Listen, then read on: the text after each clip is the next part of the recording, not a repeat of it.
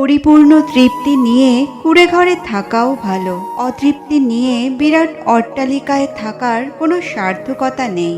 অন্যদের তুলনায় সফলতা যদি দেরি করেও আসে, তবুও নিরাশ হইও না, কারণ ছোট বাড়ি তাড়াতাড়ি তৈরি করা যায়, কিন্তু প্রাসাদ বানাতে সময় লাগে।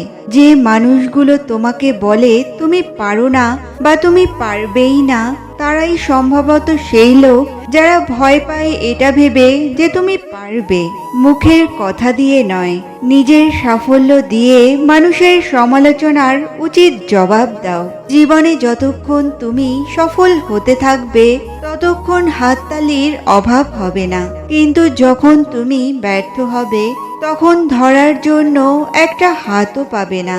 এক সময় এক গ্রামে একজন অলস ছেলে ছিল। সে সব সময় চাইতো কোনো কাজ না করেই সে 3 বেলায় ভালো ভালো খাবার খাবে। একদিন সে তার গ্রামেরই এক খামারের পাশ দিয়ে হেঁটে যাবার সময় খেয়াল করলো সেই বাগানে অনেক টসটসে আপেল গাছে ঝুলে আছে। সে সিদ্ধান্ত নিল সে এখান থেকে আপেল চুরি করবে। যখনই সে বাগানে ঢুকে আপেল চুরি করতে লাগলো, ঠিক তখনই বাগানের মালিক তাকে দেখে ফেলে, তারপর দৌড়ে তার দিকে আসতে থাকে। অলস ছেলেটা খুব ভয় পেয়ে গেল এবং দৌড়ে পাশেই এক গভীর জঙ্গলে ঢুকে পড়ল। যখন সে জঙ্গলে হাঁটছিল তখন সে একটি নেকড়েকে দেখতে পেল। সেই নেকড়ের শুধুমাত্র 2টি পা ছিল। ছেলেটি নেকড়েকে দেখে অবাক হয়ে ভাবতে লাগলো, আরে 2 পা নিয়ে কিভাবে এই নেকড়ে বেঁচে আছে? একে তো তার 2 পা নেই, তাই সে হাঁটতেও পারে না, আর দৌড়নো তো দূরের কথা। তারপর সে যখন নেকড়ের থেকে চোখ ফিরিয়ে সামনে এগোতে লাগলো, হঠাৎই তখন সে একটা সিংহকে দেখতে পেল। সিংহের মুখে একটা মাংসের টুকরো ছিল, সেটা নিয়ে সিংহটি নেকড়ের দিকেই যাচ্ছিল। ছেলেটি প্রাণ বাঁচানোর জন্য গাছে উঠে পড়ল, কিন্তু সে খেয়াল করলো নেকড়েটি সেই একই জায়গায় বসে আছে। এরপর ছেলেটি যা দেখলো তা দেখার জন্য সে মোটেও প্রস্তুত ছিল না। সে দেখলো সিংহটি মাংসের টুকরো এনে নেকড়ের খাওয়ার জন্য তার মুখের কাছে রাখলো। অলস ছেলেটা এটা দেখে খুশি হয়ে ভাবতে লাগলো, আসলেই ঈশ্বরের কি খেলা। সে ভাবতে লাগলো ঈশ্বর অবশ্যই তার সব সৃষ্টির জন্য নিশ্চয়ই কোনো প্ল্যান করেই রাখে। এরপর সে ভাবলো ঈশ্বর তার জন্য কোনো প্ল্যান করে অবশ্যই রেখেছেন।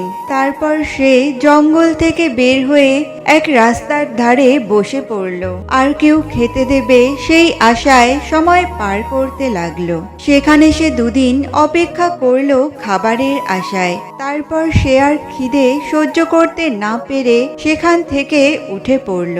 রাস্তায় হাঁটতে হাঁটতে সে এক ঋষির দেখা পেল, আর তাকে সব খুলে বলে জিজ্ঞাসা করলো, বাবা ঈশ্বর সেই একটা সামান্য নেকড়ের জন্য উপায় করে দিল, আর আমার জন্য কেন তিনি কিছুই করলেন না?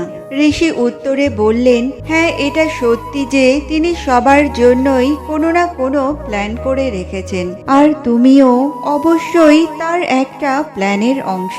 কিন্তু বৎস, তুমি তার দেওয়া শিক্ষাটা ভুলভাবে গ্রহণ করেছো। তিনি চাননি যে তুমি সেই নেকড়ের মতো হও, তিনি চেয়েছেন তুমি যেন সেই সিংহের মতো হও।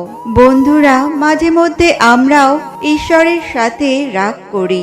আমাদের মনে হয়, কেন আমার আজ কিছুই নেই, কেন আমি জীবনে কিছুই করতে পারছি না। আমরা হয়তো ঈশ্বরের প্ল্যানটাই ভুল বুঝি। মনে রাখবেন, তিনি সবার জন্যই কোনো না কোনো প্ল্যান করে অবশ্যই রাখেন। এবার শুধু সেটা আপনার খুঁজে বের করা দরকার। সময়ে একটি কাজ করো এবং সেটা করার সময় নিজের সবকিছু তার মধ্যে ব্যয় করে দাও। সম্পর্ক একটা পাখির মতো, যদি তুমি তাকে খুব শক্ত করে ধরো তবে সে চাপে মরে যাবে, আর যদি খুব হালকা করে ধরো তাহলে সে উড়ে যাবে। কিন্তু যদি তাকে খুব যত্নের সাথে ধরো তবে সে থেকে যাবে।